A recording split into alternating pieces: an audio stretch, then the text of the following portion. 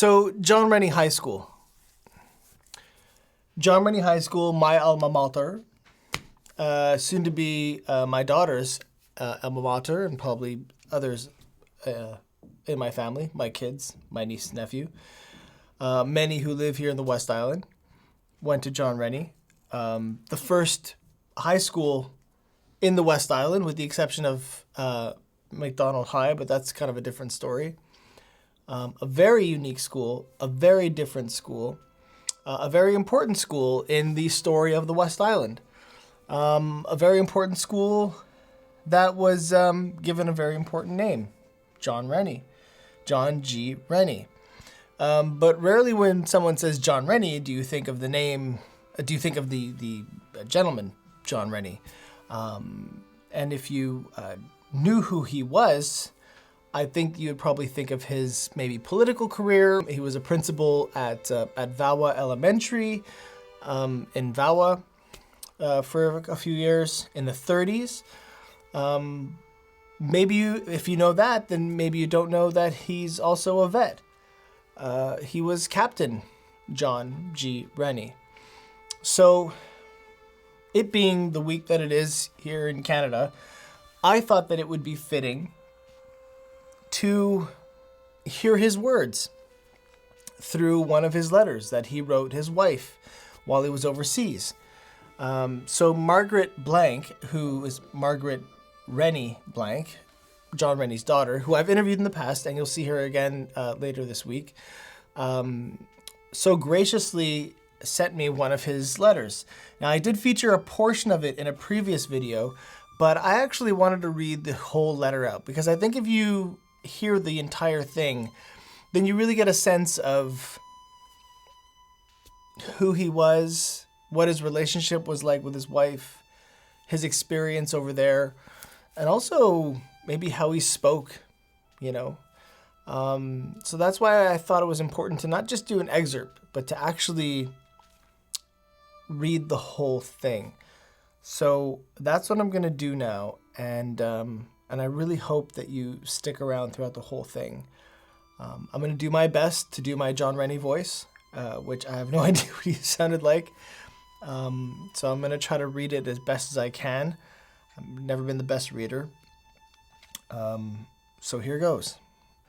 This letter particularly is a special from all the letters that John Rennie wrote to his wife while he was overseas, because this letter was written on their 4th wedding anniversary, December 28th, 1944. And he starts with, "My dearest, this is a very special letter for a very special day. You'll probably be surprised to find me writing midweek like this, but I can't let the day go by without just a little note.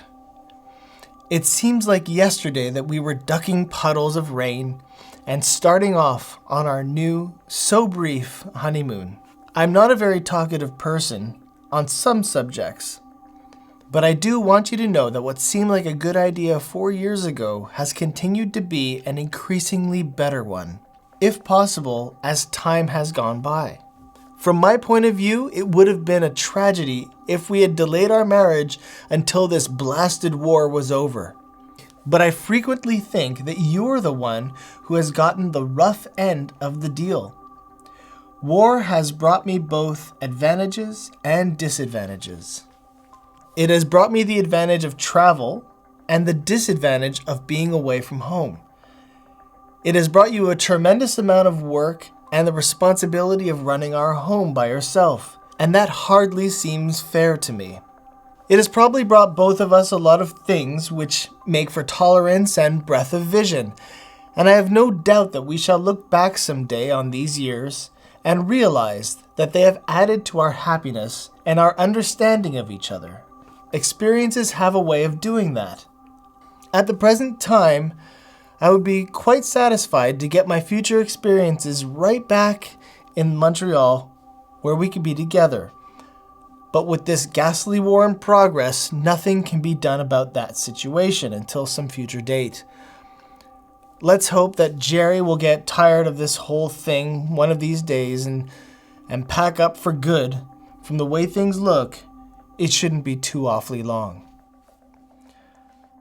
For once, this is not going to be a whole volume, just a little note to let you know I think you're the finest wife in the world, and that I love you very much.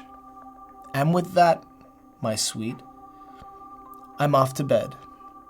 Good night, and all my love.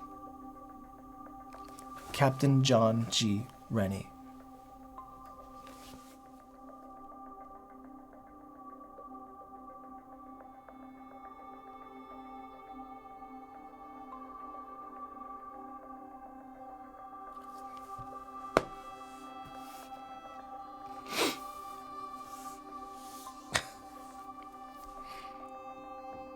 This is who our school was named after. This is who John Rennie was named after.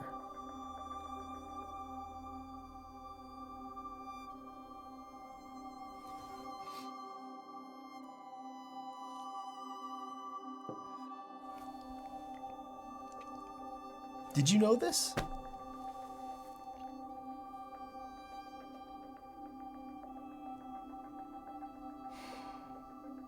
Wow. I don't know what to say. Thanks for watching.